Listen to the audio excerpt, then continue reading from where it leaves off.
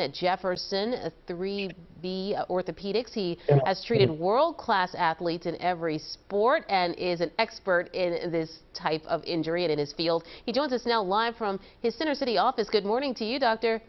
Good morning. Pleasure to be with you. Thank you so much for being with us. Now, the Sixers aren't saying a whole lot at this point, only that Embiid is going to have this procedure to fix a displaced meniscus in his left knee. So can you first start by explaining for all of us what is the meniscus and how does it get injured?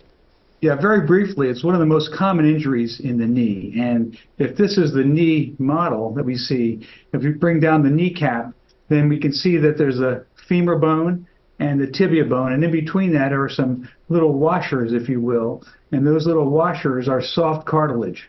So the soft cartilage is called the meniscus.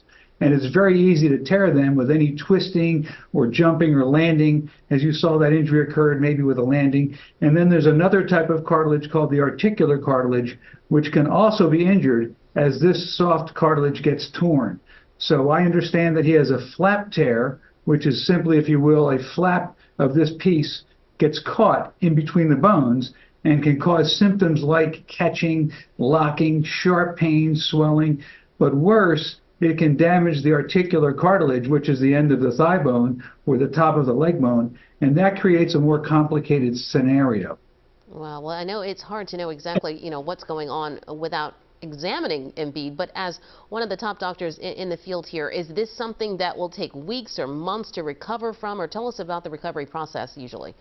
Yeah, the usual recovery is about 4 to 6 weeks. Sometimes it can be 8. It just depends on how much swelling remains after the surgery. And the biggest part about the recovery would be the condition of the articular surface, not as much the meniscus. The meniscus is easy to tear and easy to re-tear. So these injuries, once they happen, the meniscus material is tenderized and can occur again. But the usual recovery time is about 6 to 8 weeks for someone at his capacity playing his sport. Yeah, we know the playoffs begin in about 2 months or so. That's why the timetable, I guess, is most important. So he might be right there. Is that right?